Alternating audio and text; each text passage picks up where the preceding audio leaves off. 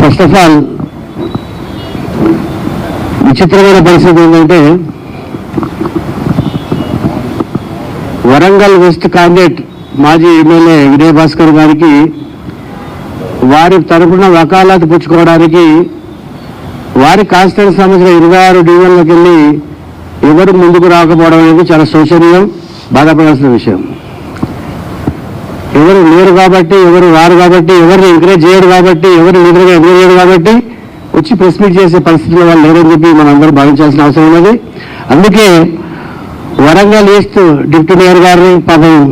she well educated, చాలా dignified person అమ్మాయి సోదరి, అలాగే మంచి హై క్వాలిఫైడ్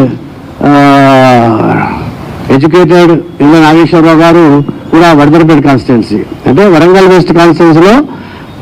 ఈయన గురించి మాట్లాడడానికి,